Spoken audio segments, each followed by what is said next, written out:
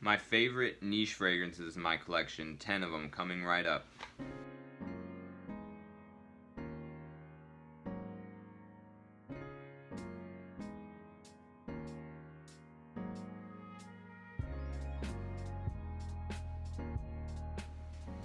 Peace be with you, everyone. Welcome to my channel. My name is Trevor. Really grateful to have you here. And I recently did a tag video where I chose my favorite niche fragrances, one from each house. And so I'll link that video up in the tag check cards here somewhere on the screen. But I wanted to go over my top 10 favorite niche fragrances in my collection, even being able to repeat a house more than once, because I do have one house in particular that I've got multiple fragrances that I do enjoy quite a bit. So I'm going to get right into the list here, and just starting off with that house, none other than Creed.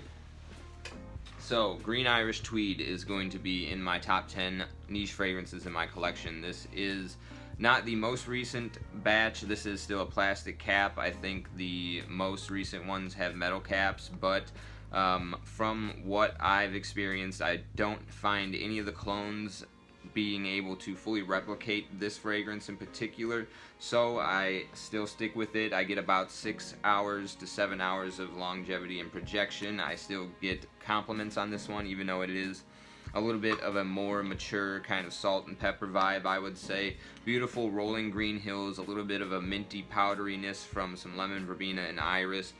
Stunning green fragrance from Creed, and I think one of the ones still worth picking up.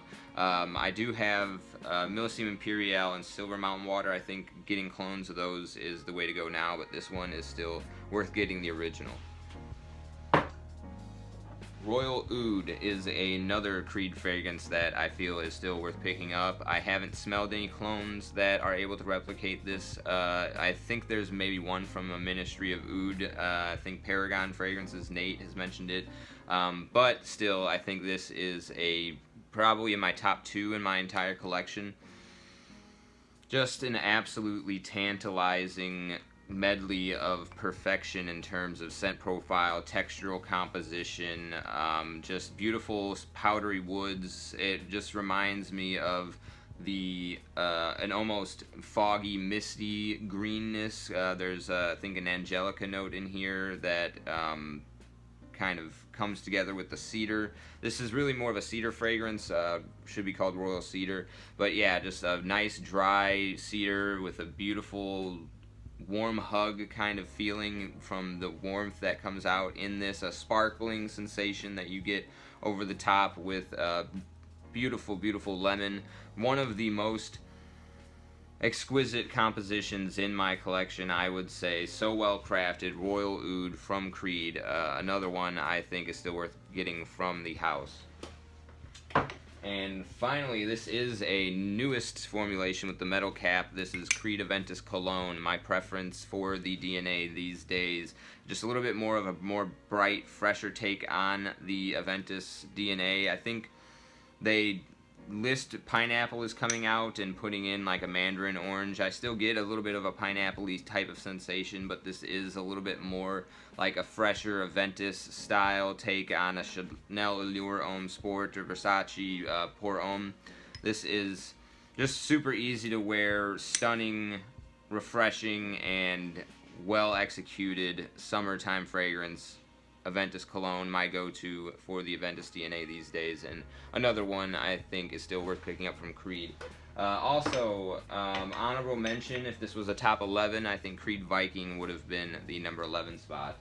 Okay, so next, I guess sticking with kind of the summer fresh fragrances, Byredo's Bal de Freak. This is another just super easy to put on and wear, and is inoffensive, and but also interesting enough and challenging enough in terms of the way that it's crafted. Very nice, I like to call it atomic citrus, just like a very fine ground mist of citruses in here that make this textural feel exceptional. I think the only other fragrance I've gotten that type of sort of very fine mist, atomic citrus I would call it, is from one of the Goldfield & Banks fragrances, Pacific Rock Moss. But this one has a little bit more of a warm, soft, dry linen with a fruity, tropical, floral component as well. Like I said, just I love this because it's so easy to wear and inoffensive. And while 90 Pure White from Banana Republic doesn't quite have that atomic mist citrus textural feel, the overall scent profile is pretty similar. That one's a little bit more creamy, but if you're looking for a kind of cheap alternative to this, that's one to look into. But Byredo's Bal de Freak is in my top 10 niche. Okay, Mousse Illuminee from Rogue Perfumery. This is a really nice sort of middle ground between a Fougere and a Chypre. It's just got some really nice green facets, like some oak moss, illuminated moss.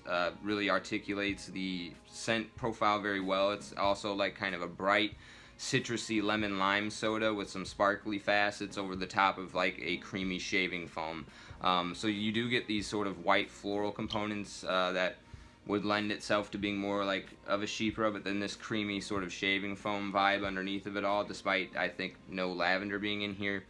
That kind of makes it sort of Fougere-esque, just a very beautiful green fragrance. It does get me compliments, so there is a certain degree of mass appeal here. It's a bright, jovial, happy-go-lucky fragrance, and just ticks off a lot of boxes for being a green fragrance, which is something that's somewhat hard to pull off, especially to be mass appealing. But this one really gets the job done for me and is just such a welcome member to the collection. That's Mousse Illuminee from Rogue Perfumery. Okay, I think we've got the top. Alright, these aren't ranked right now, so I'm just kind of listing off my top 10. Next, we've got Tobacco Oud from Tom Ford. So I think this is officially discontinued, but they still list it on FragranceNet and Joma Shop. So definitely get your hands on one before it does fully dry up and it runs into being like $1,000 fragrance. But this is, it kind of reminds me of the sweet, smoky quality that you get from the fog machines at like school dances or any other type of musical event or concert.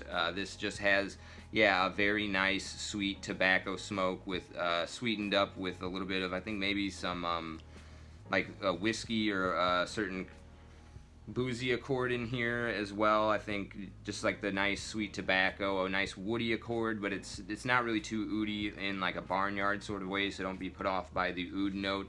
And it also has gotten me compliments and is to a certain degree mass appealing, and it actually wears rather light for being a quite sweet fragrance. It's very, like I said, smoky. Fog machine is what this really reminds me of. And a perfect one for the entire sort of spooky season running through October all the way through, you know, the end of the holiday season where the full winter solstice dies down and the light is reaching its zenith of darkness in the wintertime. This is a perfect fragrance for that period. Okay, next we have Roja Dove's Oceania. So this is just a absolutely stunning, again, like the Royal Oud from Creed, a medley of perfection in terms of the textural feel that this gives off, as well as the scent profile, the vibrancy of the naturalness of the ingredients.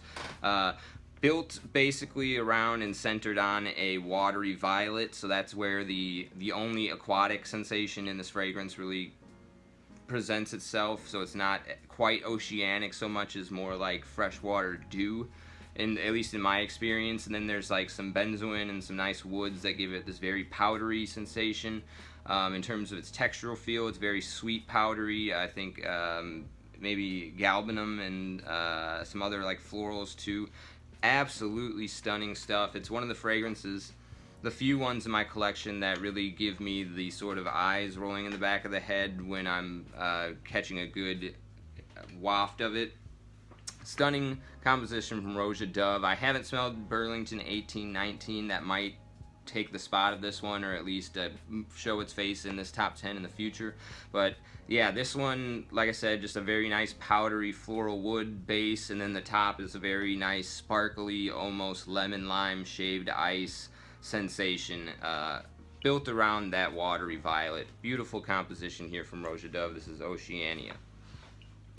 Okay, I think 3 more and then a honorable mention. We've got Serge Lutens Chergui.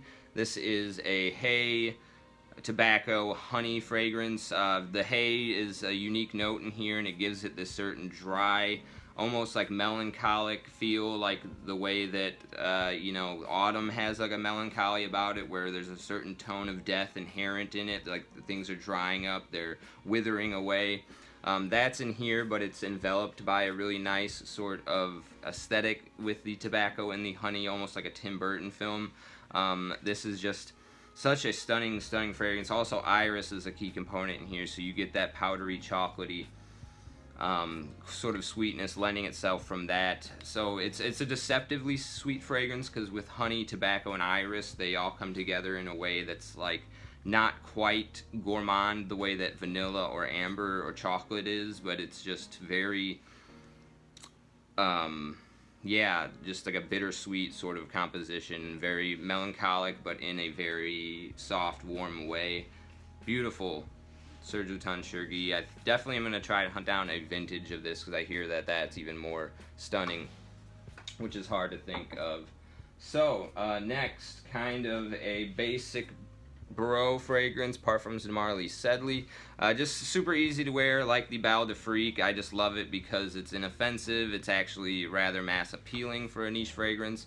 You get 125 mLs, and I got mine off of Aura Fragrance for $159, so less than $160 for 125 mLs. I think that is a good price point for this one. Don't play full retail. I know it's hard, as these are starting to kind of tighten their grip on their distribution, and they're hard to come by for a good discount, but I'm comfortable paying under $200 for 125 ml of Parfums de Marley fragrance, and I think that this is lives up to that price point. Just, it's like well executed. It's this one I do get a good duration and performance. I don't know about older batches. I knew that they tried to improve upon it, so that's good on the brand for listening to the consumer base and doing that. But yeah, I get a good 6 to 7 hours with this. Beautiful minty lemon lime soda citrus sparkliness with spearmint style coolness coming in from a mint and lavender combination, and then like a little bit of that just shower gel freshness in a niche quality composition in terms of ingredients and blending. I actually picked this up after sampling it alongside of Lattafa's Mahir Legacy, which is also great and actually a little bit more beast mode than this, and a little bit more spicy sweet, but that one has a little bit more synthetic of a shower gel than this one, and the sparkliness of the citrus in this is a little bit better, and I just love wearing this as an experience, so this one had to make the list. Parfums de Marley Sedley.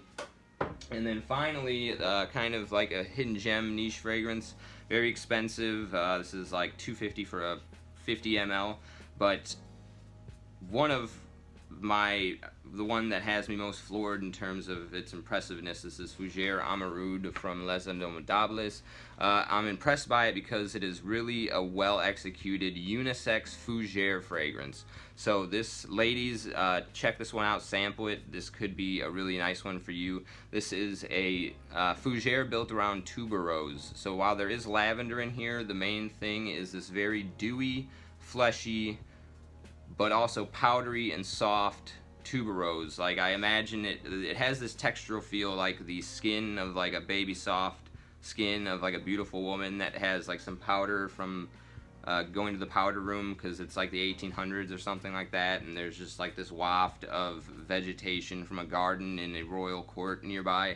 This is what this fragrance sort of smells like. It definitely has a certain air of aristocracy about it, and like I said, just absolutely stunning stuff.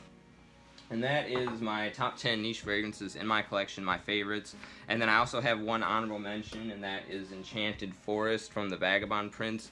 I think this would make the top 10 and knock out Bal de Freak, but this one's hard to find, so I didn't want to recommend it right away. But this one is like a Hubba Bubba Bubblegum Strawberry Watermelon wrapped around a coniferous pine forest with a little bit of pixie dust added. So that is also a Bertrand Duchefort creation, one of my favorite perfumers. So this is also one to try and hunt down, and in my top 10 with Bal de Freak being 11 and probably Creed Viking being 12. So I really appreciate you sticking with me to the end of the video. Let me know what your favorite niche fragrances are in the description down below, or in the comment section down below. And as always, I appreciate you sticking with me to the end of the video. I'll see you in the next one. Take care.